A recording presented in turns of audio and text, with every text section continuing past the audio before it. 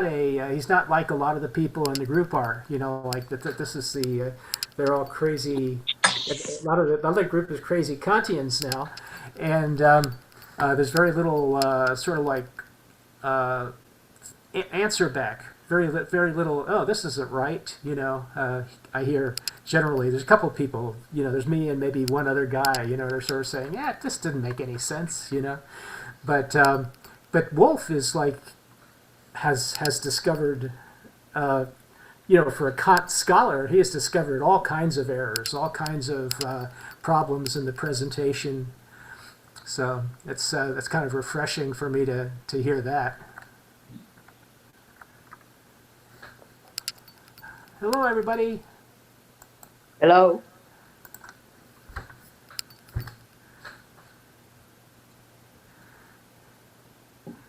Karstwonen, you don't have video?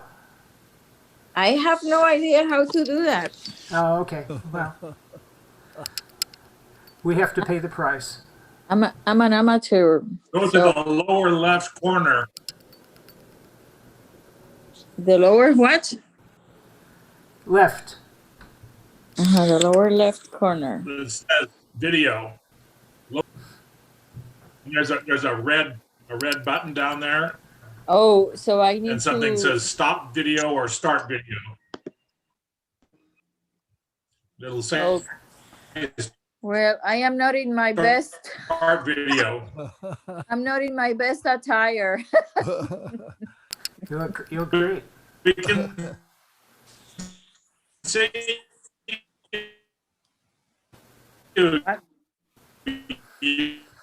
you're all red. It's Ecclesiastes. That's vanity of vanities. You read Ecclesiastes and you realise that you're wasting your time anyway. So don't worry about it. Okay. Vanity. Yeah. You're correct.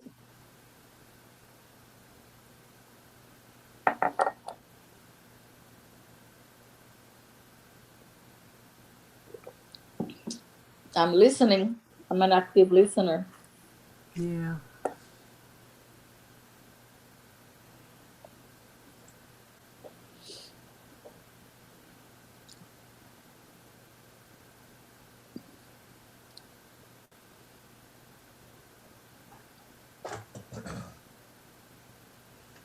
Hi, Fran.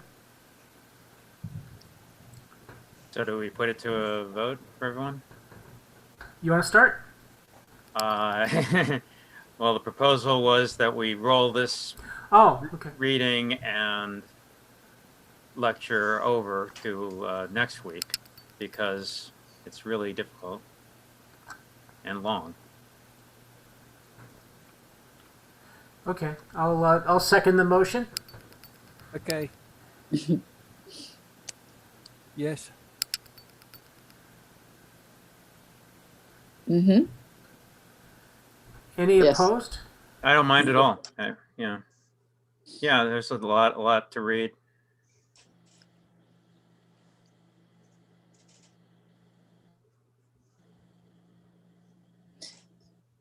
So where do I find the lectures?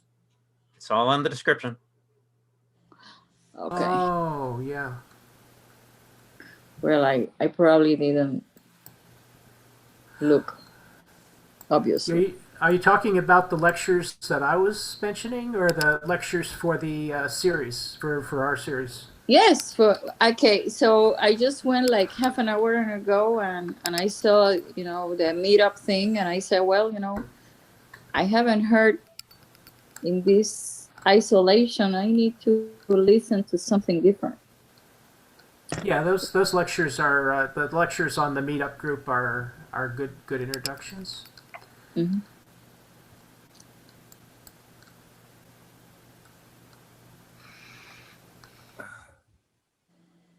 So, excuse me, what is the topic, for today? Transcendental analytic, baby. Space and time. What else? Space and transcendental aesthetic. Sorry. Yeah, I've taken to posting the first page of the reading as a picture on the event. Yeah, So sorry, I didn't. There's no way you could misunderstand what No, you're but I supposed to start haven't with. read it. I'm sorry, I haven't read it. You know. No, I'm not talking about you, Derek. I'm not talking about Oh, you. sorry. I'm talking about Talking about me. Yeah, your manuscript should look like the manuscript, right? Oh no! And then there's transcendental logic. Oh, I mean, yeah, it's Yeah, really not- long. To scare people away, but transcendental logic is substantially more challenging than transcendental aesthetic. Transcendental logic. Very good. The next section. What if you're irredeemably illogical? Would that help? It always help. Always help simplify things. Well, for those of you that haven't read it, let me give you a brief perspective that I have in the transcendental aesthetic. We see the world because we organize things in terms of space and we organize things in terms of time. We simply cannot understand how the world operates without those forms of intuition that we call space and time. They may not exist. We don't see space and we don't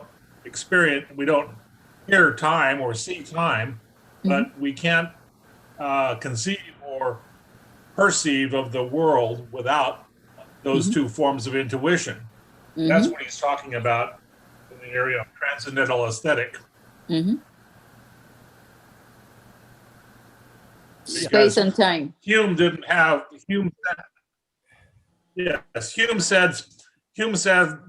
we don't have space and we don't have time. We don't have clear perceptions. Hume was an empiricist that Kant was reading. And Hume said, I have no clear and distinct impression of space. I have no clear and distinct impression of time. So I don't have an experiential, I don't have that as experiential truth. And Kant's approach was, that's because it's a synthetic a priori form of intuition that you bring to your understanding of the world. We don't understand the world except through the forms of intuition of space and time, and they're not empirical. They're just something that we bring to the world in our understanding. Yeah, Derek, go ahead. Yes, so this is very, interesting because it seems to be that the categories of space and time are somehow transparent to us. When we look at the world, we need them to we can't but help use them to observe the world, but they are transparent in a way we can't see them, so we look through them. I mean that's how I see it. A question I'd like to ask somebody is that, okay, I often hear about the space and time as the categories of thought, but would you also include the category of number, space, time, and number as a category of thought? Because Kant seems to write as if it is, but I don't know. I think that's more of a. I think he's going to talk about it later, actually. So I'm not sure what he's going to say exactly. But in the introduction, I think he handles it a little bit differently. He says that it's a synthetic, pure synthetic form of understanding, which is part of our perception. So the pure synthetic form of understanding. So rather than locating it in intuition, I think he calls it understanding. But maybe you have a better answer, James or David. I would say it's that comes later in the transcendental logic portion or the analytic portions where he talks about the categories of understanding, whereas in the transcendental aesthetic, he's talking about what he calls forms of intuition, space and time. So space and time are the forms of intuition, things like substance, causality, number are categories that come later in the transcendental analytic section. David? Right, so, Derek's question, which you're addressing, these aren't categories, and it's misplaced to even think of them in that way. Space, everything, every object you imagine existing and have an empirical experience of outside of your body is in space. And no matter how you think about it, whether it's imaginatively or even as you form concepts about it, you go back to intuition, and the intuition of in and out. There's some real noise on this. I wish someone. Yeah, whoever's got kitchen noise or whatever that is could mute themselves. Yeah, when we're not talking, we can mute. So, and as you figure it out, think about how you think about objects other than you, especially physical objects, and you will be thinking about them as physically separate from you in space. And you can even imagine an empty space. So the fact is, without going out to experience, you know a lot about space. Because, as James was saying, all of your sensation of these external things are framed in terms of space. That is your conscious only way to encounter things apart from you that you can imagine. Okay, so physical things will always exist in space. That's your empirical experience. It's always going to be like that. And time, the same way, is about inner sense. The opening of this book is very, it's hard for Kant because he wants to talk about space and time, but he knows that he's not allowed to yet because space and time only exist after the application of the synthesis that he's going to talk about in the transcendental logic. So there's really two spaces and two times. There's proto-space and proto-time, and then there's objective space and objective time. So remember, Kant is a minimalist. He wants to emulate Hume as far as possible. He wants to exclude innate ideas like Leibniz and Descartes have. He wants to be an empiricist. But if you're an empiricist and you only have the principle of non-contradiction, you can't have a unified world. In fact, that's what Hume does. Hume says, if we think that the PNC is the criterion of truth, then everything outside the screen is screwed because we can't see on the other side. So Kant includes just a little bit more than Hume. He includes sensation. He calls that the matter of sensation. And then he includes a way of separation that is innate. Space isn't innate, but what you do have innate is a power that atomizes and divides things. So when you're hit by sensations, you have, for example, visually, you have all these pixels, and for Kant, each pixel is its own consciousness. And this is a serious problem, and that's just the problem he wants. So, for example, when vision comes, you're not getting space and you're not getting unified vision. You're getting billions of tiny vision consciousnesses, and each one is separate from every other. So it's impossible to imagine, but this is how philosophy works. You begin with what you can't have, and then you move to what you need to have. And that's the only way you can get something a priori. He wants to show that space and time apply to objects even before the objects arrive. That's the meaning of a priori, even before they arrive. If objects come and then we paint space and time on top of them, that's idealism, and you could be making something up, you have no idea. But if it turns out that pixels can't exist for a unified ego until they've already passed through this process of having an XYZT and then being stitched together, then you know that a real circular thing in the world has circularity, not accidentally. It's because circularity is something that you have, and the pixels have come through your grid. So he calls pre-space form of space, and he calls the space that you sit back and you grasp as the unified ego formal space. And that's probably the most important distinction in this first section of the book. So space begins as a way of separation. Every pixel is separate. You overcome that way of separation, and by doing that, you unify it.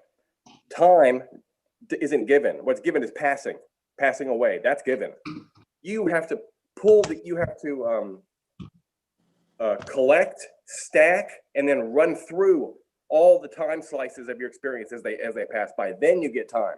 So So what's innate is the forms of logic and grammar, and then a way of separation that we eventually call space, and a way of separation that we eventually call time.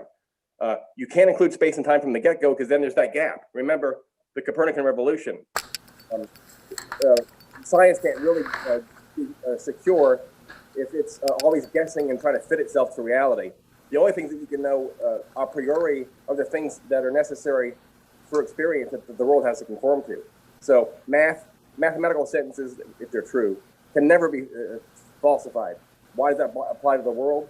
Because things in the world come in through time and space. And time is the cloth out of which you cut numbers. And in fact, he even says later in the book that time itself is the image of magnitude. Hey, Scott, that was great. Do you happen to be a lawyer by any chance? Do you happen to be a lawyer? You know, like you're like almost like a lawyer for Kant. You know, you pretty much describing all the ideas with a lot of accuracy. I would hire you. I wrote my dissertation on Kant. Oh, excellent. Yeah. Okay. Next is Fred. Yeah, that was great, Scott. One minor correction. I believe that you said that there are two kinds of space. The first is formal space, and then you said the second is formal space. Did you mean empirical space? No. The form of space is the way that your power of receptivity. Oh, this section is also important because this is where he actually exposes all the magical ingredients behind the curtain. Receptive power, spontaneous power, intuition, all this stuff. I guess that should be gone over. So Kant is a minimalist, and he wants to only include forms of grammar and ways of separation. And then you, through your activity, have to do all the combining work. If something's combined and you weren't required to do it, it's suspect. Only the things that you must combine have the stamp of necessity. So he's desperate to make sure that space is not there already without a little bit of work required. And time cannot be given already without a little bit of work required. But what must be given is the way of separation that post-combination becomes space. So imagine pixels, each separate from every other, and then imagine there's a process that occurs where they all come together, and now they see, wow, a unifying power has glued us together, and by doing that, an openness has grown. It's amazing. So the way of separation wasn't there as a unified openness until later on you find out you have to do an imaginary act, and it's the act of positing a point and then moving it through space. And that act of drawing a line, the act of drawing a line creates space. When you attend to what? When you attend to the identity of a line, you create space. The act of drawing a line creates magnitude. When you do what? When you pay attention to time passing away and cut, now you're growing number. It creates space, extension, magnitude, continuous quantity, discrete quantity, that's when you chop time, but it also creates all the other categories. It creates substance, property, causality. Yeah, that's it. It creates everything. So it turns out that you explode into a plurality that desperately needs to be unified, because when you, even if, I mean, we don't know how unified the self is. We know that it's at least unified through the duration of an act of judgment. The cat is on the mat. If your self falls apart in that sentence, then it can't be true. Because the truth is the combination of the subject and predicate in some type of authority that says, oh, the cat is on the mat. Well, there has to be someone at the top of the is that sees cat and mat coming together into a unity. So every place that Hume chops things up, Kant says that's the best news ever, because now we can have real a priori knowledge. Because I am a unity when I judge. And so the rest of the book is going to be his story about the ways of separation that are innate, and then the ways of overcoming that we act. And every act of overcoming imparts unity into the necessary unity, because you have to be necessary. Your ego has to be unified in order for the judgment to create. You know, when I say the cat is on the mat, we know that cat and mat are separate, but the sentence itself has a kind of unity. Cat is on the mat. The factness of it has a unityness, and Kant says there's one necessity in this universe of experience, and it's the fact that your ego has to be unified. I mean, bread, bacon, lettuce, tomato. But bread, bacon, lettuce, tomato isn't the same. It all has to be together. And then once you have it all together, in Kant says, you're the unity that brings it together, and this is how you impart it. Is this making any sense? So he doesn't begin with space and time. He begins with a way of separation that after surgery becomes space, and a way of separation that after surgery becomes time. Perhaps another way of saying this is that you begin with a synthesis of, can you hear me all right? Yeah. Yes. You begin with a synthesis of the manifold, and then you distinguish objects within that manifold. Yeah. So I got Derek, I think, wanted to speak. Did you have your hand up there, Derek? Oh yeah, okay, yeah, okay, yeah. I mean, I have my doubts about Kantian, a unity of the ego. I'd like to challenge that, but perhaps not now. But perhaps if I wanted to challenge that, could we not see? I mean, what Scott seemed to be saying, or what perhaps Kant is perhaps saying, is that there are, in one way, space is a priori, and another way it's not. It's not in the sense of there is a plurality, a multiplicity of things. The world is a multiplicity which is integrated in the second form of a priori. I mean, to me, this gives rise to the idea of the divisibility of consciousness, not the unity of it. I mean, what do you think of that? So anyway, yeah. Dave, if you could, Scott, if you could put your hands on the participant window, but go ahead and speak this time. You have the participants window, right? Yeah. Yes, he argues very strongly against the unity of the true self. That's later on in the book. He's going to say we have no access to the soul. Remember, like we said last time, the soul is really in the lap of Jesus. That's what things are really like, and it really is the numinal soul is in the lap of Jesus. It's really unified, and it's something different. He's not talking about the soul. He's only talking about what is the epistemic subject. So there's many aspects of the self. One of them is the knower. So he says the knower must be stitched together in order to be a unified knower. Because I agree with Hume. Every pixel is its own awareness. So yes, he emphasizes the whole book. He's like we need unity here. We need unity here, and every place that unity is needed is an opportunity to inject necessity from inside out. Maybe that's the best summary so far. Every place Hume says things are this is what Deleuze says. Every place where things are out of joint is an opportunity for Kant to come in and repair it. And in every place that you repair is a place that you know thoroughly, because you're the agent of its unity. So he always emphasizes divisibility when he can. And later on he says, we don't know what the soul is really like, but we know that the cat is on the mat. The cat is on the mat. Each of those words, as it were, this is a cheap version, each of those words must come together into the unity of the judgment. My soul could be changing contents and be reamed out like a pipe. Every nanosecond, I could be replaced with different guts. That could be. We'll never know that. But the epistemic subject has to be unified. Stephen. Yeah, I'm just wondering about the a priori aspects of, say, space and time in a dream. How would that diverge from ordinary experience? No difference. Dreams are the same thing as ordinary experience. You can't perceive in a dream without space and time, just like you can't perceive in wakefulness without space or time. Same category, same form of intuition, both in dreams and waking life. That's interesting. Yeah, I've had dreams myself that were in curved space. In other words, the roads and bridges that I was crossing were all curving, and they were all like the Earth does. So maybe I was kind of like relating to curved space. Like we see in the planets and so forth, but we also experience it on our a little bit on our journeys. We cross mountains and go down mountains and all that sort of thing.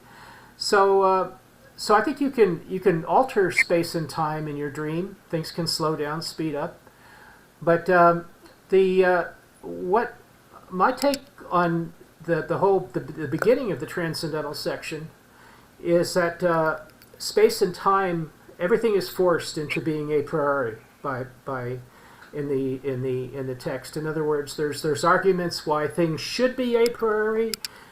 We might want to make this a priority because we won't have good space if we attach it to an object. We'll have to attach it to an object if it's not inside us.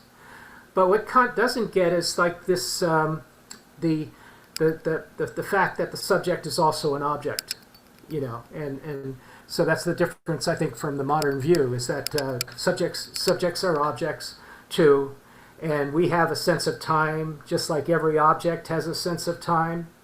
And I think that's even what Scott was getting to a little bit there, talking about pixels. But that's like a Leibnizian view, that everything is a conscious object, and that we are but because we are objects and we have the sense of time, we think we're the only object, according to Kant, that has a sense of time. But we think we're the only object that understands space, being, because for Kant, maybe he's got kind of a Cartesian view of other animals, and so that the fact that I think the way I think about it is we use space. We use space. When I was learning how to play ball, I used to hold my hands like this. I knew if I held my hands like this, the ball would always hit me in the chest, and that I wouldn't like that result. So I had to hold my hands a little bit closer, like this kind of distance, in order for the ball to be caught in my hands. And it's this relationship that we have with space. Let me say a dirty word, Spinozan. We have the Spinozan relationship with space that causes us to understand it a priori, if you will, but it's through experience that we understand it. We don't like the ball to hit us in the chest or the face or anything like that. We want the hands to take care of the job. So we understand space and time through really stupid stuff like baseball and knitting and all that, So that's all. That's my objection to Kant's argumentation, is that he leaves out the subject as object. And yes, we are subjects, but, for us, he always says, to gloss over it, to gloss over the subject of the subject.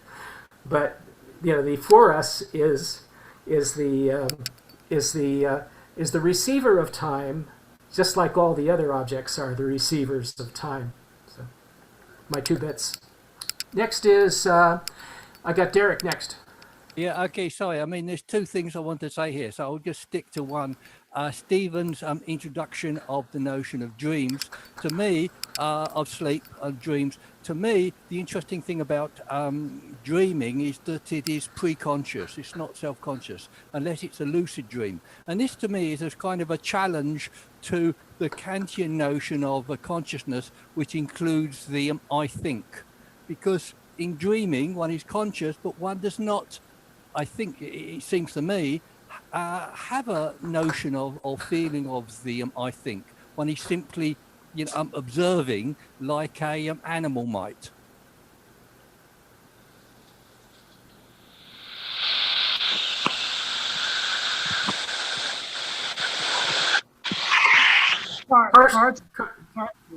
You may want to mute us while you do that.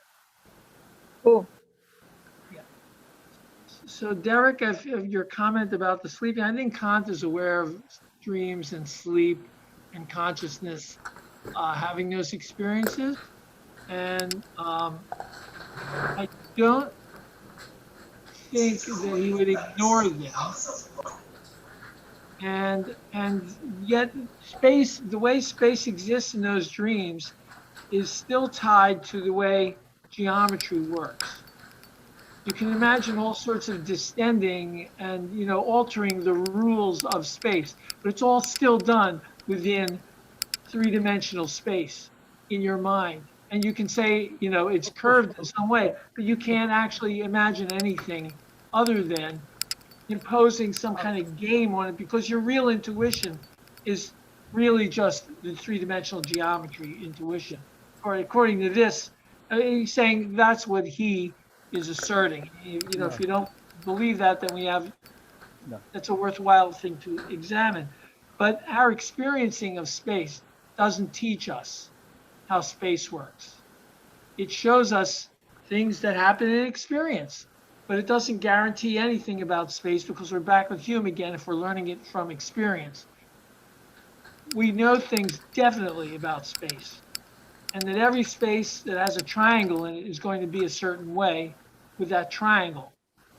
And you can imagine that we've seen, you know, things like triangles in our experience. And he is only talking about the space that applies to experience, because this is what it's about. It's about the form of any experience. So I just wanted to say that, yes, we learn about things through experience, but we don't learn the nature of space through experience. I think he's insisting that we have to think about how far we go in learning by our memories and experiences, and how far we go beyond that by knowing something about space, because it actually is something we directly access in intuition. We only have two kinds of knowledge: the sense knowledge that we have and the concept knowledge that we have. And yet somehow we have definite truths about this space. And how can we form them if we're not totally in contact with what that is and its generation? So we know that. And as far as subjects and objects, I think that I think, you know, maybe Hegel wrestles with that more explicitly, in the fact that consciousness has little fragments that are moments, and how that gets put together, and where, you know, whether it has a certain structure as it exists that changes over time, and we can see ourselves as objects, you know, in that way. But I don't see the objection. I don't understand in what sense we're not objects in this picture. We're not physical external objects to ourselves, so we don't exist in space. He's talking about physical objects and the bodies in space, the empirical reality of that. And it's not a transcendental reality. It's not an absolute reality that space is going to exist when we're not there, because space is about our experience. We don't know it's there when we're not there. It's not even a question. But if we're talking about empirical objects, they're the things that you can actually experience. I don't know. My idea is that, you know, we experience space, we experience time, and that the fact that the idea of like putting it in a special compartment, or to say that it doesn't have anything direct to do with direct intuition, as he does say, is a little bit absurd, because we're no different from the objects that are producing the sensations. So why single us out for the subject of space and time if we're not the only objects that exist within it? Are they not the only objects that are sensitive to it? Not the only objects that are conditioned by it? In other words, there's a big prejudice here for me. But I want to get the conversation rolling. Go ahead, David. Short. Just do a quick trick rebuttal if you like. Be clear what you're saying. How do you experience yourself as your consciousness, the subject of you, as an external physical object? You're not in space. Of course you are. You take up space. You consider yourself as occupying space. You go into a swimming pool, you displace water. Yes, but not your. Thinking it that way. Yes, but that's you know, we've put together now a construction on top of your experience, which is you experiencing things. That unity, that isn't something you find floating in a pool. Your condition. That's your view of it. That's your view of it. Your conception of space and time is a precondition of any experience you have. It's before you have the experience, it's a precondition of the experience. I'm with you. Okay. Next on the list is Fred.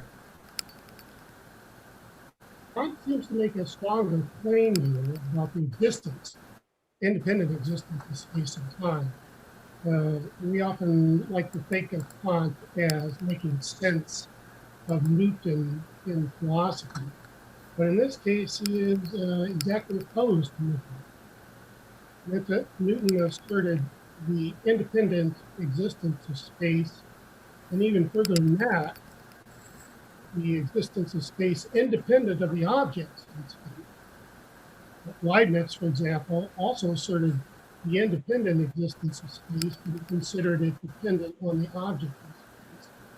Kant goes further in that, as far as I can tell from this, in that he asserts that space is a pure synthetic condition for sensibility. I mean, when I first read this section, once upon a time superficially, my superficial impression was that space is a precondition for our ability to conceive objects. Well, duh. But on subsequent reading, we seem to make a stronger claim, namely that space is subjective. It's not an external object. It does not have, in effect, external reality. Is this correct? Because he simply states that space is a subjective condition. What he may be doing is taking a somewhat agnostic position that as far as we are concerned, space is a subjective condition, but space may or may not have external reality. I don't know because I don't see that that's elaborated, at least in this section. I got Jason next. Yeah, I think I agree with most of the people talk about, but I'd like to mention is that at least that's my take about reading this one. I think Kant doesn't reject the empirical space and the time. We learn a lot of things. Okay, we have a lot of human knowledge is from empirical space of time, and I think here he lists the 4 points about space and the 5 points about time. I think Kant here, only thing he want to argue, he's not going to tell you space and the time are subject, it's non-empirical. I think only thing he want to tell is before you learn space and the time from outside world, you already have pre-built capability of space and the time.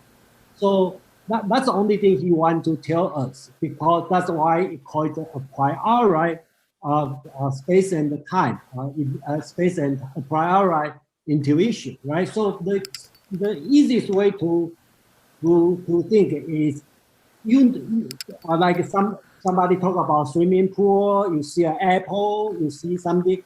So how do you know the pool or an apple is not you? The thing between myself and the outside world, that's space, right? You know this apple is not me. That's already a space. You know there's a 2 apples.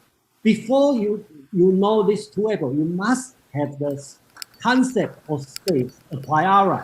Otherwise, you don't know that's 2 apples because you already have the space. Same thing as time, right? You already have an internal field, the concept of time. I should not say concept. I should say intuition, okay? A prior intuition of time, because you know these 2 things happen simultaneously or succession, right? Before you learn something outside, okay, from the outside world, you already have the concept or already have the time intuition. So you know these 2 things happen at the same time. You know A happened, then B happened. So that's Kant spent a lot of pages to try to argue is before we know everything, he didn't reject that we can learn something outside the world, but he said before we can learn anything, we already have something like this. And he seems to reject other animal, or he say, I don't know. Does other animal have this kind of, if you ask Kant, does the dog have a space of time? He doesn't know. Okay? But he is sure, okay, every single person, okay, everybody has the space and the time pre-built, okay, in your brain before you know anything. That's the key idea. And why he has to think about this, I don't know. But I think that's the his foundation of the whole pure reason from here. Okay, Scott is next. Thank you, Jason. Well, yes, there was a famous debate in the day between Newton and Leibniz. Newton thought that space was this bizarre entity. It was real and objective, yet it was nothing. It's really out there, kind of like a gel, and it had real positions in it, and these were absolute. Kant's space is it's actually Einsteinian in the sense that space and time are parasitic on something more basic, which is motion. So space, time, extension, duration, all these things are invented by carrying out the act of moving a point. In fact, there's a recent article someone wrote where even geometry is understood by Kant as a kind of a side effect of motion. So for Kant, space is not really out there. Our applied mathematics, we know it's too good for that to be the case. We're strongly convinced that 2 apples and 2 apples will never ever make 5 apples. So our mathematics is too good. So the space that we get in our applied mathematics means that we know it beforehand. You can close your eyes, and every truth that you discover about triangles with your eyes closed is done without interacting with the real triangles and applies to real triangles. The second argument is the best current models in physics, in particle physics, tell us that space is 11-dimensional. It used to be 10, now it's 11-dimensional. And this supports Kant's view that he's only talking about the human organism. The way that our matter vibrates after getting impacted, mostly by photons, but also by proprioceptive stuff. When we stitch this together, we can't see the curled up other eight dimensions. For some reason, the way that we vibrate, we only have 3. Do other animals have other dimensions? Kant doesn't know. He's trying to be a modest minimalist like Locke in this regard. He's only cleaning up all the assumptions and reducing everything to the minimum, and he's only talking about the human situation. Our space is Euclidean. Real space, he says, we don't know. He calls that noumenal, the noumenal. The noumenal space we don't know, but now we kind of do know because of quantum mechanics. It seems to be 11-dimensional. And another reason it's necessary for Kant is you can't imagine it away. He says later on, even if you try to come up with the most insane fantasy, like a Jackson Pollock fantasy, or like a chaotic, psychedelic, scintillating, madness fantasy, nonetheless, every bit of color in your fantasy is going to have a position a priori. And every flash in your psychedelic fantasy also occurs when. So no matter how crazy things get, everything is positioned a priori, and everything happens some place in time a priori. And that's what really all he's talking about. But he's trying to not make it these innate ideas. He's trying to make space and time consequences of stitching or sewing, and that's it. Remember, he only includes as innate grammar, spatial separation, and temporal separation, which is not really space and time until you stitch them together. And that's all. So, I mean, Western philosophy is proud about this point. It tries to derive as much as possible. I mean, nature itself, or the theory of everything. The dream would be to explain, which also means to calculate or to derive or infer from the smallest set of axioms that you can have. The smaller your equation of the universe is, the more happiness you feel because the more synopsis it has and the more unity it has. So Kant is part of this tradition that wants to assume as little as possible, but have an explanation that's as satisfying as possible. So all he's assuming is grammar, spatial separation, and temporal separation, and the necessity of the epistemic ego being unified. And from that tiny recipe, He's able to produce the Newtonian experience. Okay. Yeah. The basically we have Daniel up to bat.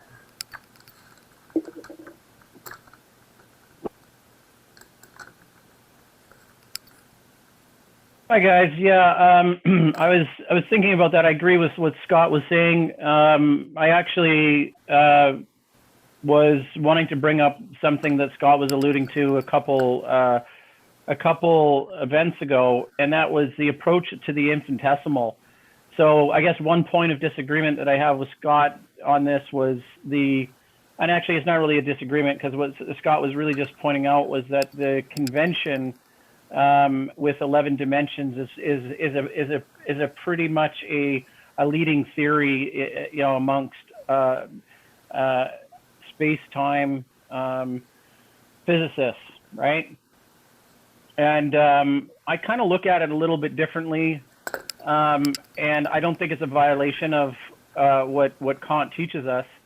But the infinitesimals of the actual of identity, or of the unit of the monad. And I know monad, I'm kind of going into Leibnizian sort of territory here, but one of the items that I've been thinking about a lot for a couple of years is the Euclidean point, and how we actually derive that in space. And so as it approaches a unit of one, I'm saying that, hey, wait a minute, we're all a bunch of smart philosophers here, okay? Take a minute to really, really think about what the definition of a point is.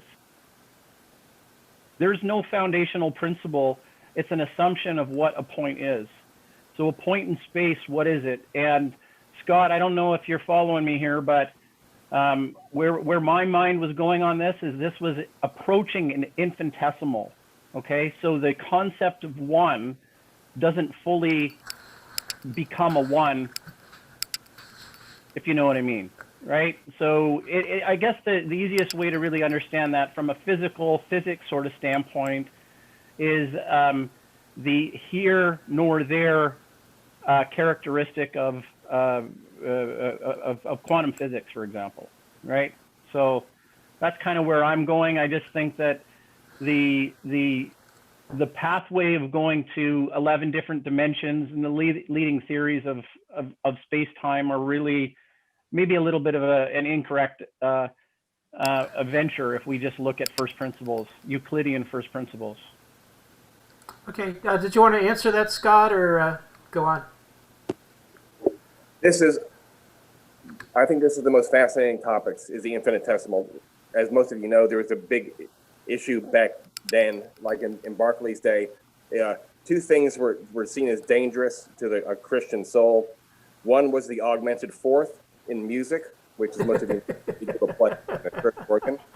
And the other was the infinitesimal, which, as you know from reading Berkeley, he thought was a satanic concept designed to make humans mad. So, but if you read Sylvanus P. Thompson's Calculus Made Simple, he's famous for making the infinitesimal the best way to really understand calculus. But unfortunately, the committees in America use the limit method to teach calculus, and this may be an echo of the Berkeleyan horror of the infinitesimal. So the infinitesimal is a hot topic for Kant. It's one of his antinomies, because a real infinitesimal has what? Infinite decimal places. That's the definition of real number. Can't hear you.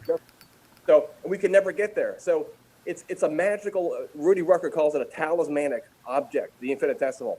We know that if I could cut this segment in half forever, and so the infinitesimal is kind of like a promissory note that says you can't.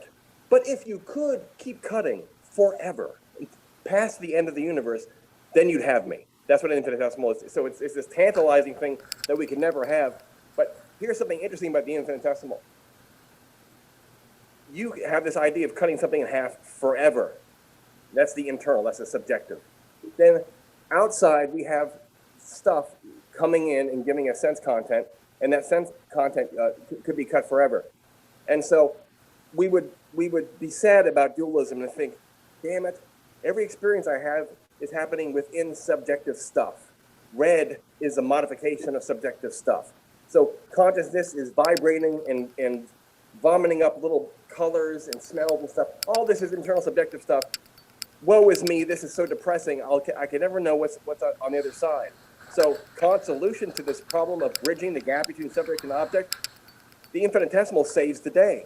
Because if I reduce my subjective stuff, space, down to almost nothing, we'll say it's nothing. The infinitesimal has zero extension. It's unextended. If I reduce my subjective space down to nothing, then can that nothing match the nothing that's external?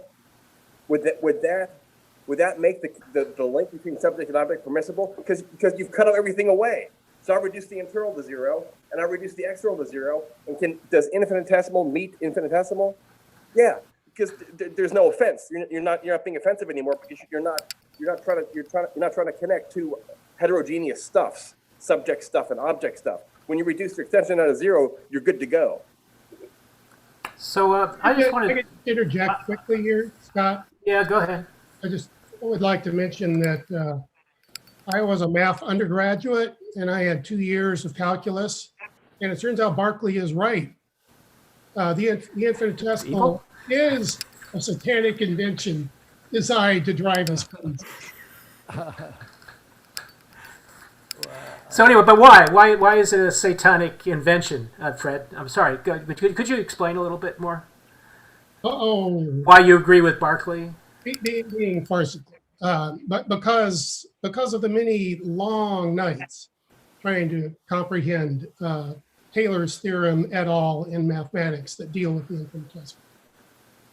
Oh, so you're just saying that Taylor agrees. Taylor's theorem is an agreement with Berkeley. Okay. My 2 bits on this subject is that the infinitesimal. I mean, in nature, whenever we measure a point, it's always concrete. In other words, we know where the spot is. We have devices that we called pins and other names sometimes, but we put these pins on. And then the reason that we do that is we're performing a measurement. So these are measuring devices to find points. So I don't know if that's satisfying to you, Daniel, but my idea is that point isn't exactly an abstract proposition. Point is where a measurement begins. And unless, of course, it's just pure geometrical, in which case we would use units. It's true. If we want to define some Euclidean or Cartesian perspectives on geometry, we might want to use unit measurements. In which case the precision of measurements dissolves into illustration, and we use illustration and construction to proceed in our drawing and measurement, so to speak. So I would just say that it's not infinitesimals do not have to be totally abstract, and I think that's kind of where Scott was going in a sense. I mean, he got to the point where he says if you've got 2 infinitesimals and they don't amount to more than 1, then you've found a unity. You found an identity in terms of location. So, did you want to respond, Daniel? Or maybe I'm kind of missing a point completely. No, I mean the point. Yeah, it's funny to enter in with the point, but it's actually Scott, you kind of took the bait there, but that was fair enough because I didn't really elaborate too much on the extent of the infinitesimals, and I do find that to be paradoxical. The thinking, James, that I do on the point is you have to kind of credit me with it because I've spent way too much time on it. I mean, is there too much time if you feel like you're gaining any kind of traction? And I honestly, guys, to this room, I think I'm gaining some traction in this particular area. I think that it irreducibly reduces down to something like the Planck length, okay? I think that that's almost impossible with our methodology because it's purely a theoretical type of thing. But I look at the expansionary nature of the universe, and I think that if we were able to measure a delta change in the expansion of the universe, I think we would we'd find the mathematics there. But I think our concept of the point, which is essentially a unit of one in a mathematical equation, going all the way down to the point, which has no breadth, has no depth, has no dimension. This has led us down a blind alley. And so, you know, just take a deep intellectual breath and think about that a little bit. You know, that we've defined it and we've conceptualized it, but we shouldn't have conceptualized it, or we should have given it an actual dimension with which modern quantum physics, in my opinion, I'd say a starting point would be a breadth, a width, a diameter of a Planck length. These things don't make sense. These things don't make sense in terms of physics because there are no points in physics. There are blurry areas, and you can only approximately do anything. Every measurement is an approximation, and real numbers are not approximations. When we talk about mathematics, it's not the physical world. Okay, mathematics are models we apply to the physical world, but the physical world doesn't actually work that way. You know, we apply the model that gives a close enough answer, because you can't use dx to represent a point or the size of a point, because I'm going to ask you, well, what about if I take an infinitesimal part of that size? Okay, and I can take an infinitesimal part of that size. This is where that kind of calculus leads to. And there's a branch of, you know, there are some mathematicians who do that, and they do not do much in the way of advancing calculus. Okay, but what they study is the theory of how you can theorize. So a lot of this mathematics, and it just applies to infinity as well. There's no infinity in the physical world, but when you think of space, you think of it as infinite. It's like one thing, and you don't have any end on it and bound on it, and don't tell me it's a compact thing. You think of it as, in some way, as encompassing everything. And any space you imagine is in that space. So it was the one encompassing space. So again, but a mathematician could say, but I can have a larger infinity, and I can have an infinity of those, and I can have one thing that's bigger than any of them. That's an infinity bigger than any infinity. We can do that because we can be playing with concepts, and mathematics does that to build new models. But it doesn't mean it's about empirical reality. If it happens to apply to something, complex numbers happens to apply to the phase of the wave function, cool. Well, we already solved that. That's not why we invented that mathematics.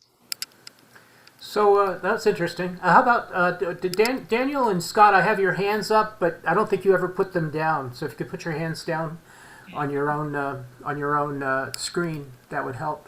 Yeah. So Jason is next, I think. Oh yeah, I just want to ask a question. You know, why infinitesimal in the conversation? You know, because I unless I miss it, you know, because I don't think. I'm not sure. Kant talk about infinitesimal? Infinitesimal? You know, somebody can answer. It's the other side of infinity. You know, it's the other side. Okay. Infinity. I know he talked about that, and but that's the other side. But I think he talked about infinity because just like David talked about, because we can think about when we think of space, it must be one space. It must be infinity, right? And we think about time, it must be one time. And it's one direction.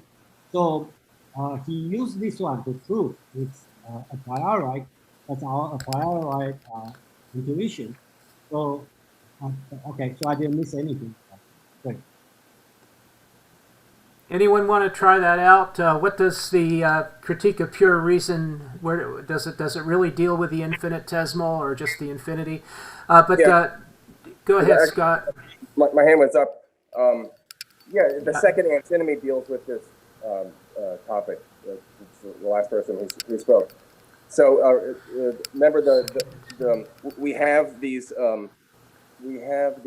ways of action that are internal, and we see that there's no reason to stop them. So like the last speaker just said, we think of space, boom, we're inundated by the certainty of infinity, because we realize that recursion is something that makes sense to us. For example, I can the ... if I say 1, comma 2, comma 3, comma dot dot dot, the dot dot dot is meaningful for me because I know what it means. It means piano succession, and I know something else. There's no reason for me to stop. There's nothing blocking me.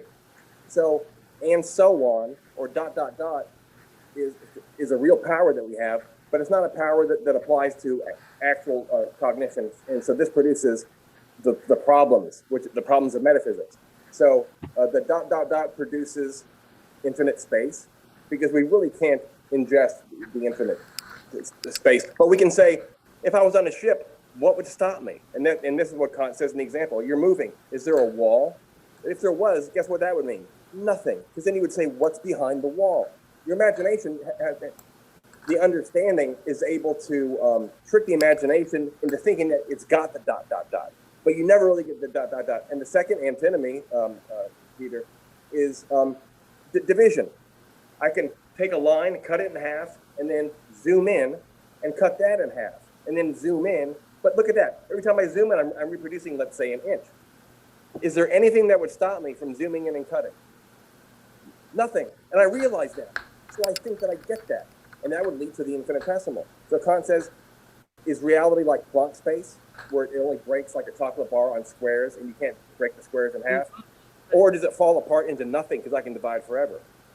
Well, both of those things are disprovable by reason, so that's why it's bad metaphysics.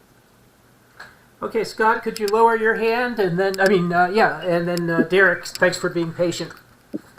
Yeah. I mean, I just put. I have a uninstructed, unlearned view. It seems to be that we are creating problems. We don't understand things because we're trying to understand them in the wrong way.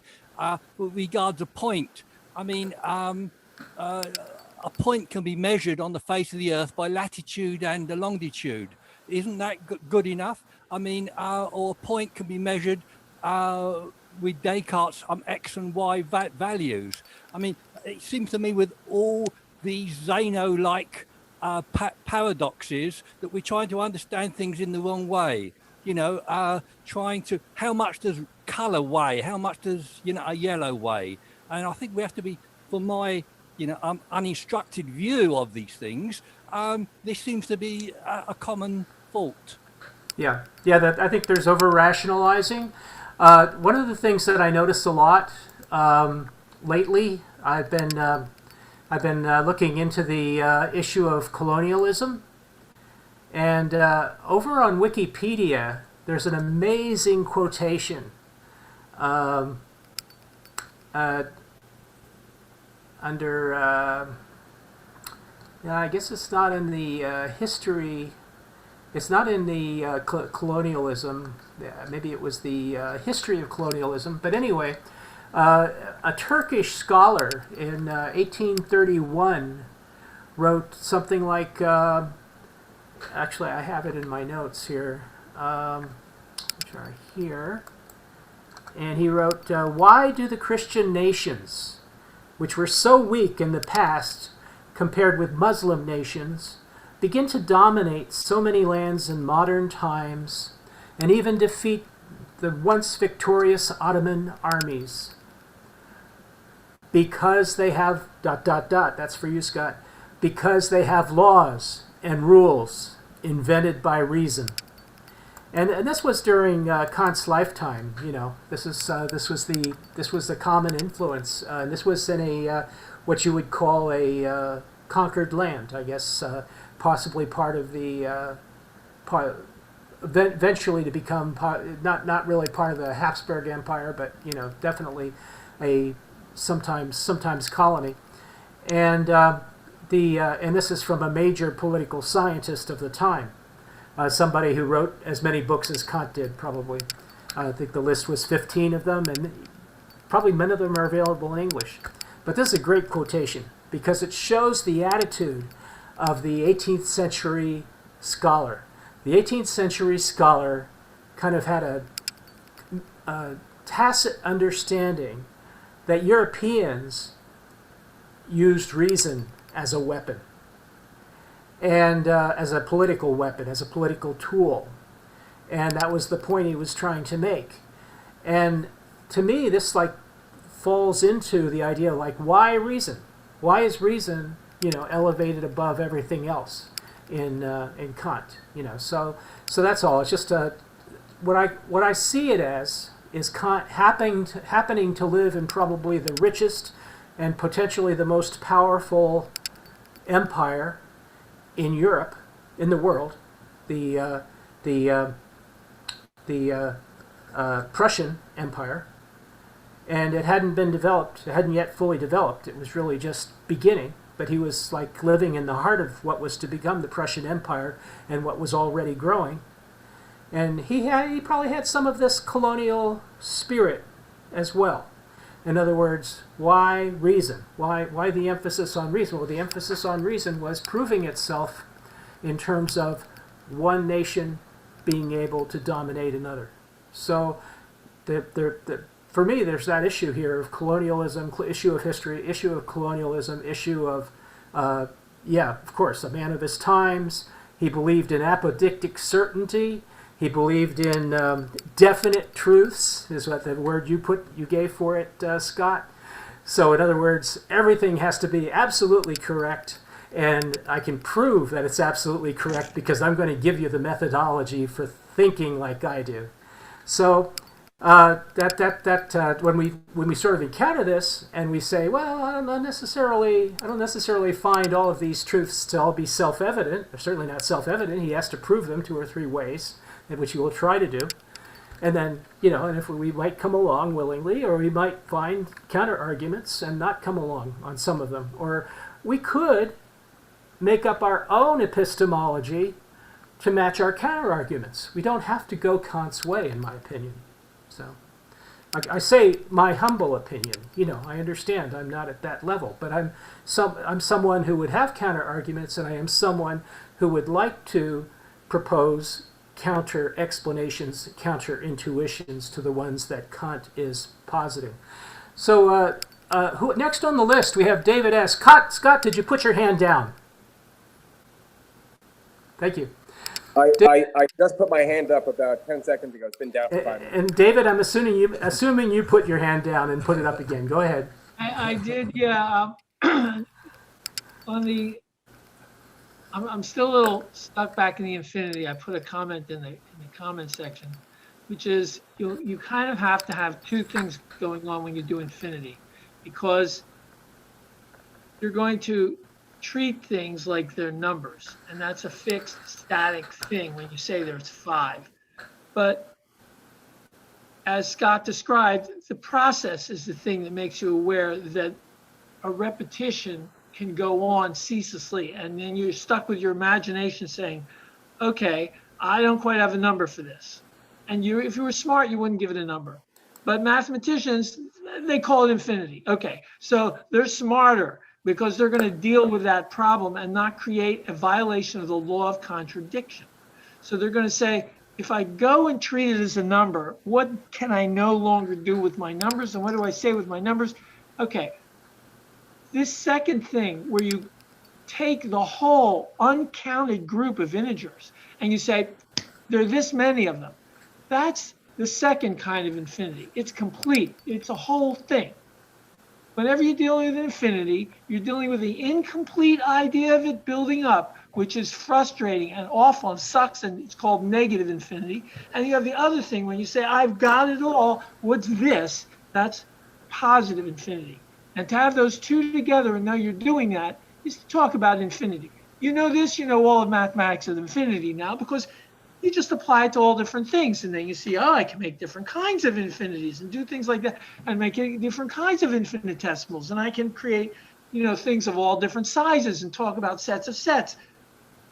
Where does it fall apart? If I violate the law of contradiction, I must have tripped over something, or there's a new concept I'm introducing along the way. Just like when you believe Euclidean geometry and you don't have an assumption that really, makes the fifth postulate, if you don't have sufficient assumptions, you're going to actually find that you need to introduce more axioms. Something's missing. So you actually haven't falsified Euclidean geometry. You've realized there was an additional presumption of mobility of figures that you were making, which he was trying to explain when he says, a similar triangle fits on top of the similar triangle. They're always, and if you move it, it would still be the same triangle. That only works when you're really adding an assumption that, he couldn't spell out any better than that. That's fine. Euclidean geometry is true with those assumptions, but that doesn't mean there aren't more geometries that are true to discover, that are determinate and definite and necessary and apodictic. Okay, enough said. That's my Kantian take on this. Okay. Well, without certainty, apodictic does possibly mean something different. It means learning, right? Apodictic means learning what you learn. Scott, you're next, and then Fred. I love the negative positive infinity thing. I don't know if you've read the antinomies, but I think that's a better way of putting it than I've ever heard before. I think that's the best. Hegel, woo! He loved Kant. Well, those are the other two options. Do you hit a piece of chocolate that you can't cut? Well, that's we don't know. So the two ways of putting it is the cutting never stops, and it's a processual temporal promissory note. And the other thing is to wrap it up as if it were completed and kind of pluck it out as if it were a fully developed fruit and say, let's assume the infinite cutting has occurred. What is there? And those two options are the options that drive all the hallucination. And so the person who is saying, James, that there's a reason is used by colonists to segment, dominate, and of course the marketing department, they use reason when they write their marketing copy and whatever. That's all true. But remember, the purpose of Kant's critique is it's a critique. So to lump Kant in with like these dominators by way of reason is mismotivated, because what he was doing was limiting more than any Western philosopher had, even more than Hume, the powers of reason. So all Kant is talking about is a very modest, almost anthropological and contemporary view. He's like, hey everybody, as far as reality goes, I'm here to say, fuck reason. Reason can't do anything about it. All I'm talking about is my human experience. So I don't know how you would include Kant as one of these, like, reason is number one, reason, because the title of the book is he's going to restrict and pull reason back as far from reality as possible and only have it apply to the tiny, tiny sphere of your human experience. Okay. Yeah, maybe he wasn't a Junker Scott, but he did have a mailbox in Königsberg, Prussia. Put your hand down, please. Fred is next. Getting back to Derek's original observation that maybe we are getting off into the weeds. We're discussing mathematical concepts of infinitude and the infinite and so forth. You're fading out a bit, Fred. Could you get closer to your microphone, maybe? Okay. I believe Derek's original comment related to the fact that these notions of infinitude and the infinite and the infinitesimal don't directly occur, at least so far in Kant. They're indirectly implied. I think there's merit in that. I would just say that we need to constantly go back to Kant's purpose, which I take it to be explaining how synthetic a priori understanding is possible. And in particular, this amazing observation by Newton that say the force of gravity is inversely proportional to the square of distance to objects. Why on earth would that be true? As Einstein, for example, said, the most incomprehensible thing in the world is that the world can be comprehended. Why is it that mathematics so well, and in some cases perfectly, describes external reality? And that's the sense where I think Kant is moving. How is this pure synthetic judgments? How is this even possible in the world? And I think that's what he's trying to justify. Okay, next is Jason, then Daniel. I just like to respond to James talk about. I think it's Scott probably already talked about it. But when I read Kant, I feel James asked like why reason is so important. Why that I think that whenever I read Kant, I feel he is talking to Hume or talking to the entire British imperialism. So I think it's kind of making. I think his whole. That's my feel, personal feeling. His whole conversation is talking against the British imperialism, and of course we can ask why. Because I will say he doesn't like the skepticism, because like David Hume even put the position of authority in a question. So he doesn't like it. So that's why his answer is on reason. Just like Scott said, he's not saying reason is everything. He's saying reason can only do this much. And you want to do other things. They have a different kind of reason. That's a practical, pure reason. And the theoretical reason can only do this much.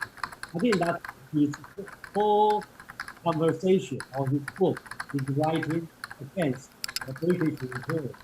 That's my understanding. Go ahead, Daniel.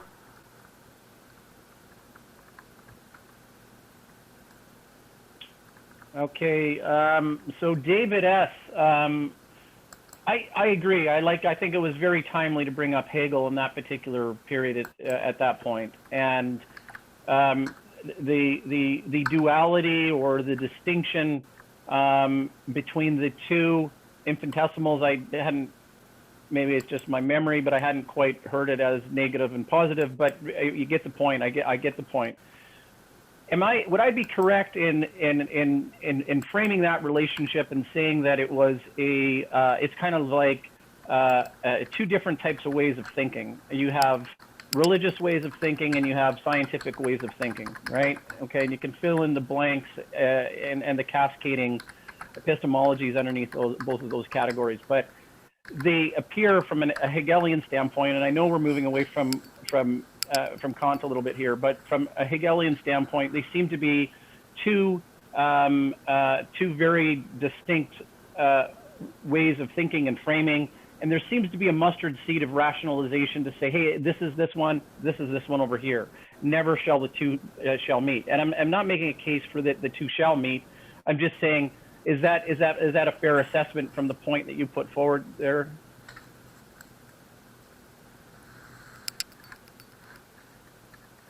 Well, I think that the connection between these different realms of thinking, there are many connections and there are many ways in which they agree to not go into the same territory of issues. They agree not to overlap when they understand what they each are about. And Kant talks about that. So he's pretty clear. We're talking about an empirical world. We're talking about the deterministic world with the laws of nature. We're talking about human value, the human awareness and spirit, and whatever that's about.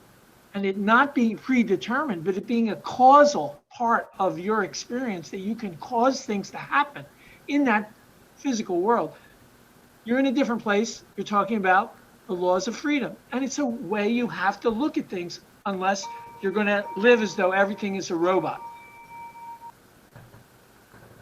So I just posted something in the chat. It's a couple lectures I listened to today. I think it's a 7-part series. Robert Paul Wolff, and it's kind of a senior scholar approach to Kant. He has critiques of Kant's writing. He has criticisms of some of the conflicts, like he says that parts of the introduction conflict with the text, and things like that. He also says that the antinomies, he agrees with me on a few things, like the antinomies are kind of pulled out of a hat, so to speak. They're not all they're not the best possible 12 antinomies or anything like that. And there's a so the but the overall, it's a good lecture on who he considers to be the most important philosopher. So, and also it brings up the subject of just the British empiricists. When we say David Hume, right, we mean he was in a chain of British empiricists that go back to John Locke. But we also have, or before, but we also have Berkeley, not Berkeley really, but definitely John Locke. But we also have the German idealists, which he calls dogmatism, right? And so the German idealists were the other target, the other people that he had to kind of win over, and who had been involved in a debate. And there had been a debate between a representative of Isaac Newton and it was it Leibniz or was it? I think it was Leibniz Clark. I'm not sure if it was Clark. Yeah, right. So it was Leibniz Clark. Thank you. So there was that debate, and there was also the debate going on between the empiricists and there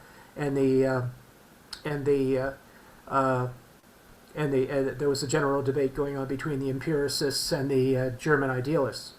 So who valued, the German idealists were called idealists because they valued metaphysics. So and believed that perception followed mind and so forth. So that they still were in that Berkeleyan tradition all the way up through Leibniz, who was had a very strong religious tone to his theories. So that's all. He's very interesting. He's not the greatest lecturer in the world. He tells a lot of stories, but he does have a what would you call it? Independent perspective. He's not valuing Kant's genius without also criticizing what he considers to be shortcomings. He also has published books on what he believes the good bits in Kant are. Next we have Derek.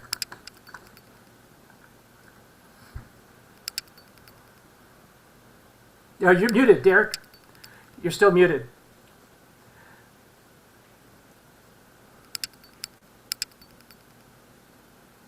Sorry.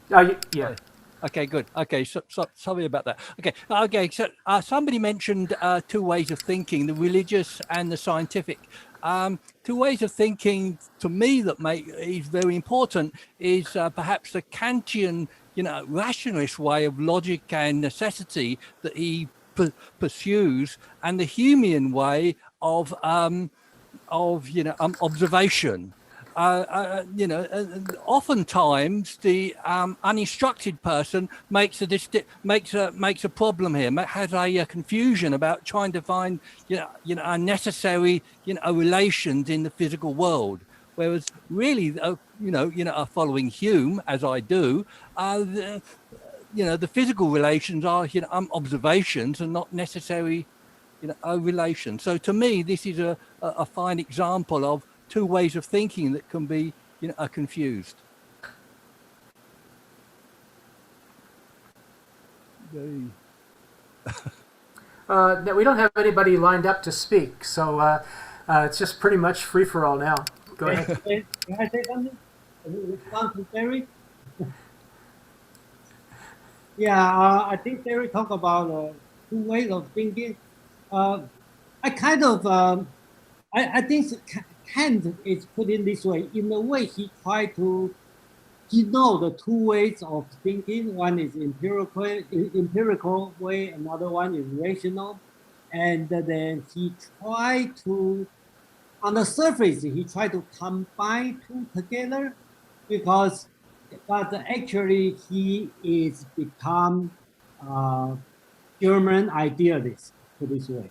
So his way, I respect Kant. I think his way is not, I think he tried to do is he in a way reject the empirical way, but he because empirical way is just, I think everything he deal is a subject and the object. That's put this way.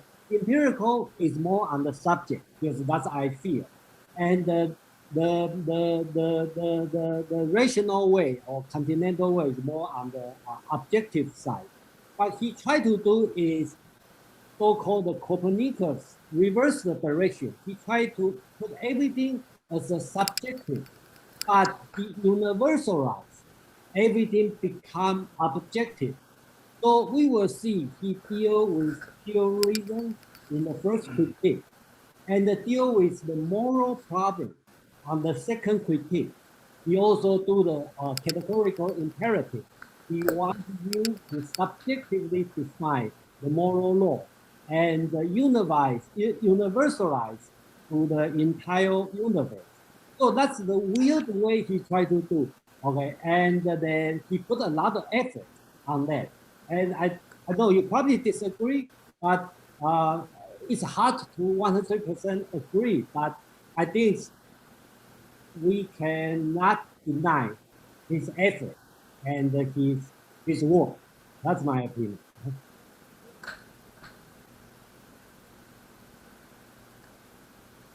Well, there's a conversation that we're going to just do transcendental logic again next week. I guess what we were doing for today, transcendental aesthetic. So how does everybody feel? Are we going to do transcendental logic next week? Are we going to stick with the transcendental aesthetic? Because some people didn't finish reading it. So I would suggest we should do the logic, right? I think that's an important part to me, actually. I think aesthetic probably not. I don't think that's not that important. I think logic is important. And personally, I like his category. I know a lot of people who don't like it, but personally, I think his category is interesting. yeah, that's what Robert Paul Wolff says too. He says that the transcendental aesthetic is pretty lightweight. You gotta get into the meat of it. I think this way, but that's one subject in transcendental aesthetic. I'm not sure if other people interested or not, and probably Scott can answer the question. I think it's on the number 4, page 191. Okay, we talk about nature theology. I think this part is interesting. I'm not sure anybody interested on that. On the number P71, we talk about the nature theology. So okay. I do have a question. Somebody can help me. I think here he is rejecting nature theology because you kind of like you imagine. I'm not sure I read it correct or not. His language is difficult. So if I'm wrong, I hope somebody correct me. And he hates what did you say again, Jason? He hates nature's what?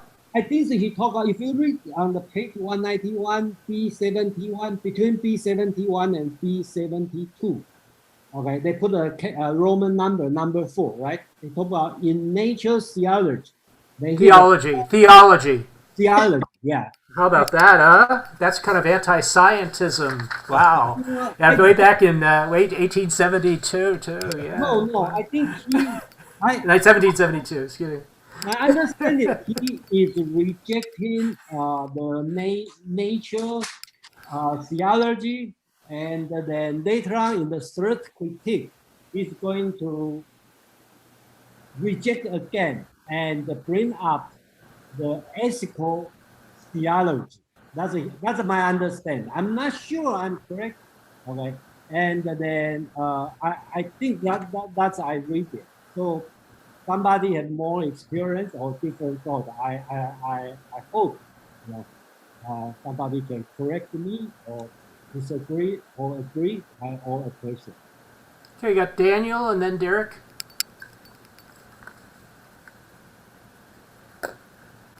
Daniel. You're muted, Daniel. I unmuted. I was unmuted the whole time. I was behaving myself.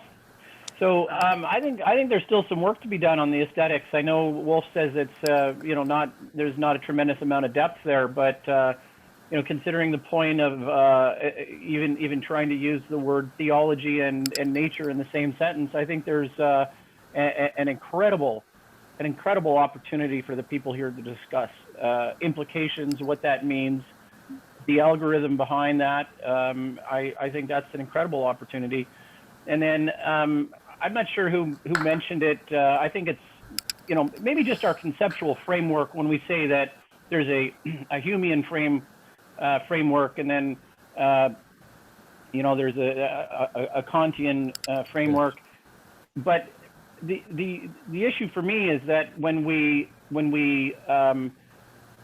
metaphysically put these two up in the air and identify them as distinct entities with an is statement in between the two of them, as a matter of factly, we're essentially,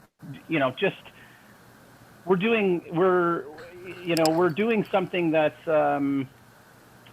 we're just separating categories like numbers on a page, right? So, you're talking about Kant versus Hume, or religion versus. It is a convention, but look, Derek, I don't want to buck you off, but it is a convention, right? So it's a convention and it's a heuristic that says this is kind of how the world is, right?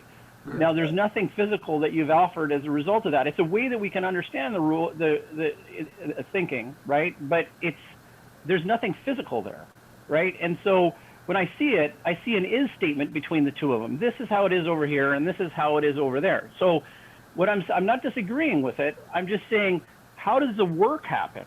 How do you bring the two of them together? That's what's intriguing to me. Well, actually, yeah, but what I thought that the point that Robert Wolff was making is that it's a synthesis in Kant. That Kant is trying to create a synthesis between the German idealists or / dogmatists and the British empiricists. That was an attempt at a synthesis of ideologies and a resolution of two great debates that were ongoing in Europe at the time. Next is Derek. Put your hand down, please, Daniel. Okay. Yeah, I mean, continuing from Jason a little bit. I mean, of course we do. I mean, I have great respect for Kant, but nevertheless, I mean, I think he had great failings. And one of his chief failings, can't we say that it is a misapplication of reason and truth? We have on one side empiricist Hume, and the other side, perhaps, if we can speak in these terms, a rationalist Kant. But to me, his worst offence is to impose this rationalism not upon the physical world, but upon the moral world. I mean, it seems to me that Kant has got no other way to establish the moral law apart from reason. So he uses reason. I mean, it seems to me that there is. I mean, somebody else that I don't like, Ronald Dworkin. He claims that morals is a whole different sphere of knowledge. I don't like that quotation, but I think there's something there. There's a different kind of relation in the realm of morals and value that I think Kant is trying to get at, but he can't get at it, so he uses reason to get his absolute moral truth. Scott, looks like you have something to say, but I got Jason next. Yeah. I think it might be helpful to have another session just to go over the first paragraph of the aesthetic, which is so important. If you understood what the words meant in the first paragraph, you'd have his whole system down. That's how philosophy works. You take concepts, you define them, and then you hit the run button, and you see what kind of system crystallizes around them. So that first paragraph is so dense, and the way that Kant is translating traditional problems into new metaphors that permit a solution. For example, this amazing idea of the spontaneous and the receptive. Isn't that nice? There's no people, there's no things. There's spontaneity of subjectivity, and there's receptivity. And so that is a seed distinction that branches out and becomes, as you could guess, a subject-object, but also becomes other things. So that would be my vote for the like we need to have like just one like Kant glossary day. And also people always use these terms empiricism and rationalism. Have we really defined? So sometimes giving an example can make things clear. And rationalism has always been empirical, and empiricism is a species of rationalism. So an example that helps this is Kant's famous example of the wax. This is, if you want to know what rationalism means, it's just people use it just like it's a shorthand for a zillion things. So if I give you wax when it's hard, it's hard. It's hard. You knock on it, it makes sound. You taste it tastes sweet because there's some residue of honey on it, and it smells like flowers. Then you melt it, and each of the adjectives I just gave you is gone. So here's the typical. This is how anyone would interpret this. Empirically, it's not the same thing. Rationally, it's the same thing. So every bit of information in the rational understanding that it's the same wax is empirical. So there's just some infrastructural work going on. So there's really no distinction. So, but here's how they do it in the college textbooks. Rationalists include innate ideas. Empiricists strive to remove as many as possible to let the world come in as it is, like Francis Bacon wanted. Remember, for so many years, humans just vomited Bible and Aristotle over everything, and they didn't let the world speak for itself. So the empirical method is this humble, admirable, noble stance where humanity says, teach me, I will listen. Teach me, I will listen. I'll presume as little as possible, but not too much because I want to get you in and get you as an experience. If you were like the Buddha or Hume, you wouldn't have an experience. You'd have pixels. In fact, you wouldn't even have an eye. You'd have pixel cells, and they'd all be passing away, and it'd be a plurality. So rationalism includes more innate stuff, and empiricism says, hey, don't forget Francis Bacon, Galileo, Copernicus, and especially Tycho Brahe and Kepler. These people sat there patiently every night, writing their numbers in their pads, and then working out these ellipses and getting upset because God would hate any ellipse. There was a lot of stuff going on, and it all happened because we shut up. So be silent and let the world speak. But empiricists are rationalists. Hume, there's no greater rationalist than Hume. Hume says, if you want certainty, here it is, A equals A. Now tell me what, of all the stuff that comes on the screen, tell me what of that lives up to. What of flashing colors could ever live up to A or Z? They're like in different universes. Okay, thanks. Jason and then David. Yeah, yes. I kind of like respond to Daniel and Derek. I know I think you guys probably don't like my idea, but I have to be honest. I spend much more time on Kant than David Hume. So first, respond to Daniel, talk about like the two systems, Hume versus Kant. I think Kant started to write his first critique after the death of Hume. I'm not sure, but it is much later time. So in a way, Kant's idea already include Hume. Okay, he reject and then he resolve all the problems. So in my understanding, there's no two systems, so-called Hume versus Kant, because Kant already swallowed what Hume talked about and make a new system. So it's a biased view. I agree. And second, that I talked about Derek. Okay, Derek about. I know you don't like Kant, but unfortunately, I like Kant a lot. So I hope you separate it. So you don't hate me as you hate Kant. So put it this way, that's a good example because Kant has to make two reasons. Okay, one deal with nature, not about the natural knowledge. One deal with the human behavior. And I know you don't like it, but I think that's very important. What's the difference? If we pay attention on what Kant's writing, he always called rational beings instead of human. Okay, like Heidegger always called Dasein. And Kant always called rational beings. He doesn't exclude any alien. Okay, he doesn't exclude. One day we find out a chimpanzee is rational. Okay, so he believed, okay, everything rational have a free will. So the free will is the one separate the natural law and the moral law.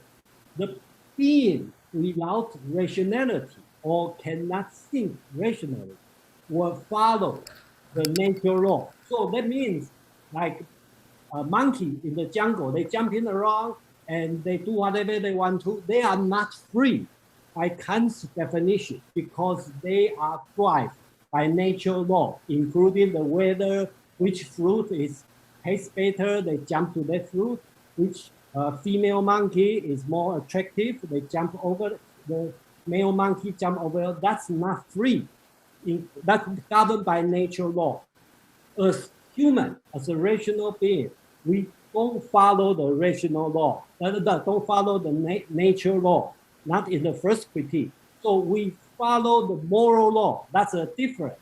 So that's why he separate. And in my bias, okay, opinion, if you want to say, that's his great invention because you separate these two things. So guarantee human freedom. So that's the reason I like it. Okay, we have David, then Scott. Yeah, I like what Jason's saying. I want to. A lot of that was in practical reason, right? Yeah, and there are issues on both sides. I just wanted to bring up that it's not that we act according to the moral law, but we can act according to the moral law. Basically, if we don't, we're monkeys. We're responding to desires, impulses, pressures, social norms, and we're not doing something we can do, which is apply an idea, which is not something in the physical world. We can apply a concept to our action, which is not something that can be a deterministic process because it's not part of the deterministic world. It's something we can do because of our ability to recognize that there is law. So this is a unique thing, which is what rationality is. And any other species or a being that could do that could have access to the natural law and be free. That's our potential for freedom. And there are laws about what that means. So that's why there's a morality at all, because in his definition, you have to engage yourself. The only kind of thing that would qualify as a morality, not a behavioral norm of a group, not these are the morals of these, tribes, but it would engage you as a rational being in a permanent, unconditional way that you can say that is good, and you never go back on that because there is a good that you have identified in reason. That's the only thing that's high enough to qualify. Everything else is anthropology. What do people like? What are their tastes? What do groups do? Who's good for what? It's none of that. That doesn't stand over time. This is permanent, absolute, transcendental. So without that reason as the basis, it's a morality you can give or take, which is to him, great, that's not a morality. I'm only talking about one kind of morality. You can have those other things. It's moral anthropology to study those systems. Go do it. So enough about morality, that's a different critique, right? But as about the certainty of things in nature and how much of a flaw we have in studying Kant because he believed in Newton.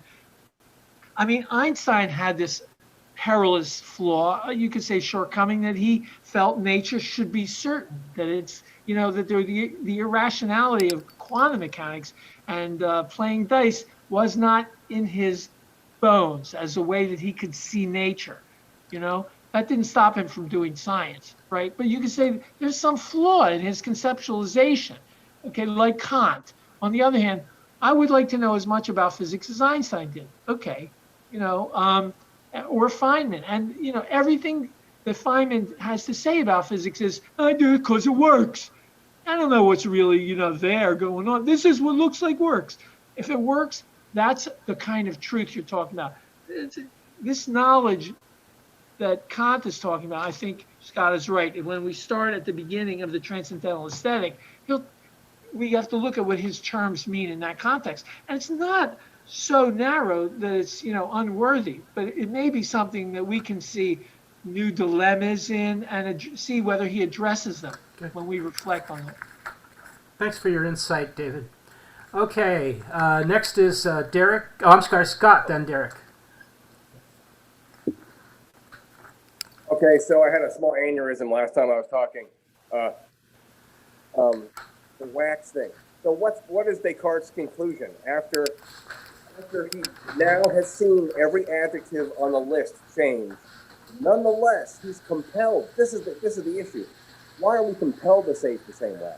You watch a leaf change during the autumn: green, yellow, orange, red, brown. You see everything has changed about the leaf empirically. Why are you compelled to insist, despite all evidence, that it's still the same leaf underneath, inside, like it has a soul? Oh, and Chomsky talks the same way too. Chomsky says that the grammatical subject is exactly the imposition of a soul. For the thing to have a journey means it's not just static. It's like forwardly hungry. It's prehending time, and so it's more than just static. So here's Descartes' conclusion. Substance is my provision. I have substance. The screen does not give me substance. The screen gives me green, green, green, green, greenish yellow, greenish yellow, greenish yellow. I provide the substance. God gave me the concept of substance. It's built into me.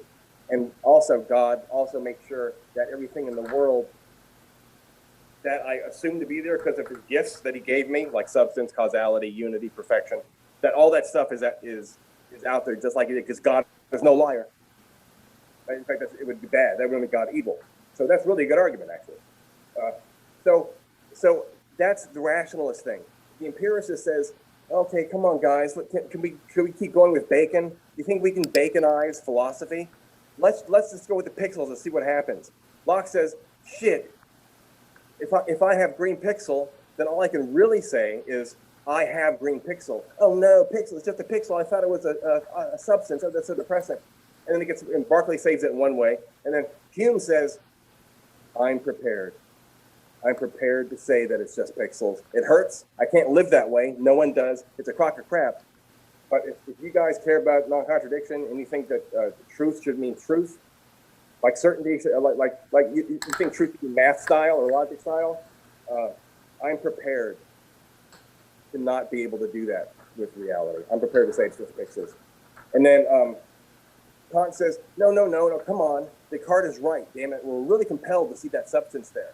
But I like Hume. I want to say that I provide as little as possible. So here's all that Kant does. He says, Hume, I agree with you about everything, except guess what? When you say green, you really mean I see green. Gotcha.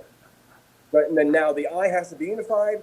And how is it unified? Is it unified any old way? No. It's unified in the subject-predicate way. That's the drinking that creates the self. You're on top of the fountain drinking in sensations. They're peaking in the unity of the judgment. So Kant says, Hume, you're right. But I want to add two things. It's not green, it's I see green. And secondly, it's not just non-contradiction, it's subject, predicate, somehow, and, not, or, if, then, must, possibly. Now, Hume, go away and see what you come back with if you admit that you have to have a unified self and that what you drink in fits into a network of rational inferences, right? We have a hierarchy of concepts. It's amazing. We've taken all this stuff and we fit it into trees. Quality, color, red, maroon, this particular maroon. All right. So everything in the world gets stuck up into a three-dimensional lattice of sentences that are linked by logical laws. It's like a tree of deduction, right? You have axioms at the trunk in the roots, and then you have rules of inference in the trunk, and then all these sentences pop out. These are the theorems of your geometry. Wow, look what sensation does. So anyway, that's the difference. So Kant agrees with Hume, but he agrees with Descartes and says, yes, damn it, I can't help but think substance, but I don't want to just assume it. Okay, I don't want to assume stuff. Can we get rid of what we don't have to assume? Can we make do with sensation? You can't make do with sensation to make substance, but you can make do with the stitching of sensation. Okay, that's enough. Anyway, so that's kind of an and all this is actually in the. Okay, that's enough. David and Scott, could you put your hands down? And Stephen and Derek are next. Stephen. Stephen. Hi, Stephen. You're next. Do you want to speak? Or you just... Yeah. Just want to get back to the argument. Can people define reason for me? They keep on using the word reason, but what's their understanding of the word? So I answered on the chat there. The ability to combine concepts in a consistent way. Okay, Derek? A reason for Kant is the ability to combine sentences into arguments. So reason lets you say, all men are mortal, Socrates is man, Socrates is mortal. That leaping you did from AB, BC, AC, it's a very strict definition. Reason. The combining of concepts and judgments is not reason. That's called understanding. So understanding puts words together into sentences, and reason puts sentences together into the inference chains in a three-dimensional web that we live in logically, where everything follows everything else by if-thens, and concepts contain baby concepts in these taxonomies. Reason is the king of that final realm, so it's the highest one, because sensations come to concepts, concepts come together into judgments, and judgments finally come together at the highest level, which is inference, where you can move from sentence to sentence, and you can fill all of knowledge with a space of interconnection. Okay, if there's no collateral damage from that last explanation, Derek. Yes. That was pretty good. That was pretty good. I was happy with that. But but I would like to say that surely reason is in the process of being defined, and it will never be fully defined, just as truth will never be fully defined. Truth is an ongoing concept. You can't, definitively, define either truth or reason. Okay, that's my saying on that bit. I had something else to say about I forgot now about Kant's the moral law. The moral law. I use the notion of the moral law because it's Kant's concept. Elizabeth Anscombe had made a critique of the moral law that I thought was rather good. Okay, my last little point. I'd like to ask Scott. I'm not too sure. Are you expressing your own views or Kant's? How much of what you say is Kant's view and how much is yours? It's entirely Kant's view. I would never use the word reason in a sentence that I cared about. It's too vague. I hate it. And thought's another word I hate. So no, I have no idea what reason means. But for Kant, reason is the power that allows consciousness to move from sentence to conclusion. And it's also the power that, that's it. It's only a power of inference. The power of subsuming like color, green, particular green, or smell, bitter, this particular bitter. That's understanding. Understanding is what sucks general under species. Reason is the power that moves from sentence to sentence, and that's his strict definition of it. He thinks it's not an understanding and it's not judgment. Okay, Jason is next. Yeah, I just like to continue from what Scott said, and I think if you go to A11, okay, chapter number 7, and Kant has a clear definition about the reason, and that's exactly what Scott said. And Kant said the reason is the faculty, which is power, what Scott talked about, provided the principle of cognition a priori. So principle of cognition, that's what Scott means, the sentence by sentence. So basically what he is talking about, you use another a priori principle, and you have the capability, you have the power, okay, to provide this kind of principle. That's what Kant defined, okay, on this page, A11. Okay, so I agree with Scott. I have a different idea of what's reason, but in this project, I think we stick with Kant meaning of reason. Okay. Yeah, that's good. I guess it's 9 o'clock. We can end it here, or if somebody else has final thoughts, go ahead.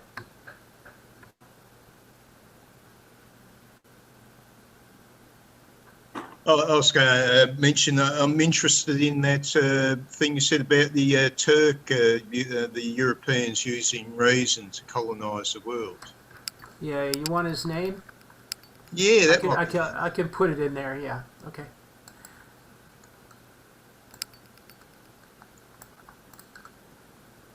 Copy. So the target for next week is the end of the transcendental aesthetic? That's what I understand. Is most the general consensus seems to be, yeah, let's just roll over the same reading and the same lecture and pick it up again next week. Great. We are going to still in the aesthetic. That's my question. Yeah, there's so transcendental aesthetic is kind of like been good for us. There's we could take a vote. Is anybody that doesn't want to do the transcendental logic next week, or rather that doesn't that wants to, read the transcendental logic this coming week? Is that anyone who insists on that because the transcendental aesthetic is getting a little bit old, maybe? Just Jason. Okay. Okay. Okay, that's fine. Just one spoiler, David. I guess we're going to stay on the transcendental aesthetic. Yeah, we can do this for one more week. Yeah. And then start in on the logic next time. Yeah, that's fine. Yeah. I might say something on that, Ottoman. I think what he could be saying is talking about the application of science,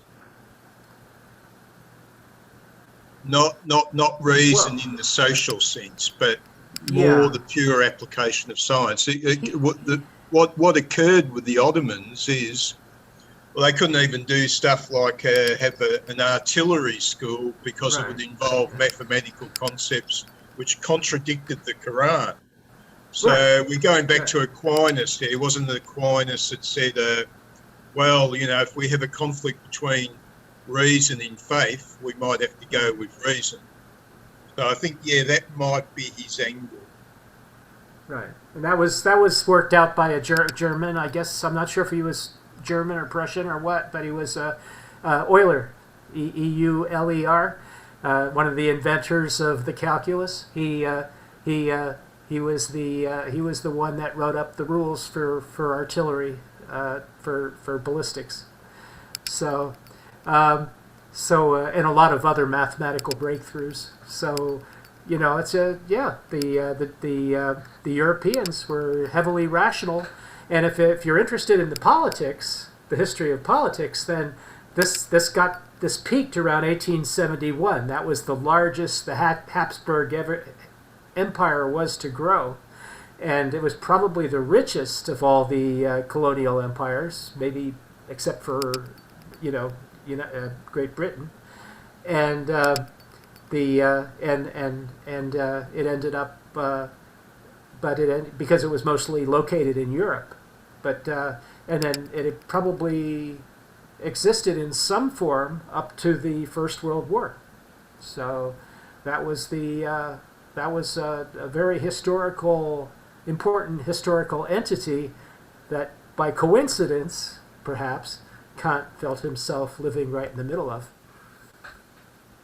Omar Sharif said that the power of the West lies with the quality of its institutions. You don't have institutions in the Arab world, you just have tribes, he said. When the Americans came along to spread wisdom and civilization, that's why they fell flat on their face. They didn't know what they were dealing with. But the good news is we've been encouraged to burn down our own great Western institutions. So we should be back to the cave anytime soon. It's called Marxism. Yeah, you don't have you don't understand the Islamic academics then, because they understood the principle of contradiction. They understood experimental evidence. They studied optics. They knew Snell's law. They measured the radius of the Earth. These things were part of their science. They had that too. But they also had religion at the same time. The same way. You're sure they're Islamic? This was in 1800 in the Islamic Empire. Yeah, they collected all known literature in every language and translated it all into Arabic so everyone could read In it. the 1800s, they're trying to catch up. The 800s. The 800s. Oh, the 800s. Oh, you mean Christians and Jews doing all the scientific stuff? No, this was the Muslim Empire. They had the Yeah, it was in the Muslim Empire. Apparently, Islamics weren't too good at it. Stephen, I They mean, invented algebra, by the way. Okay, yeah, and Stephen, there's the decimal system. So you don't really have your story. The genius of the I don't know why we're Islamic Empire, you might have to check out who they were. And they weren't Islamic. They tend to be other peoples of different backgrounds. It's entirely wrong. Entirely wrong. Okay, it's your opinion. Fine, cool. They did conquer a lot of language. They did conquer a lot of land, though. So they did take contributions from all over. Hey, Stephen, like I got to weigh in here and support David just a little bit, but I mean, Stephen, are you saying something that we don't know? I mean, because the Islamic Empire did basically bring the Western tradition. They saved the Western tradition, just like there was a pocket of time when the Islamic Empire, in a sense, because it supported trade. Empires exist because they protect trade routes. Money. Very good. Yeah, but there was a scientific. There was a scientific. Ideas spread along the trade routes. I don't think so. There's also national sovereignty and things like that, which define civilizations and empires too. It did have to do. It had a Look at it Marxist way of trade if you want. I'm not. It had to do. A lot of it had to do with the openness of the Ottoman Empire. I mean, I don't know if it was that. Not so much just the Ottoman Empire, but the. I'm thinking of the 12th century philosophers and mathematicians. They some of them weren't Arabic. They were Jewish, and it did contribute, or even perhaps some Christians, but they all contributed to the spread of knowledge in the world. So along trade routes, so to speak. Just as long as you didn't contradict the Quran. And Copernicus was aware of them too. Actually, not necessarily in Maimonides, the Moses, the second Moses. He write everything in Arabic, and he lived in the Muslim world. So, the Muslim world is very open. That's very. Probably wrap up here. Take care, guy. All right, I think this was a pretty good session, and we'll pick this up again next week, everyone. It was wild and I'll put it wild up and rational. Wild and rational. I'll put it up. Wild West. Thanks, everybody. Good session, everyone. Yeah. See you next week. Bye. I see.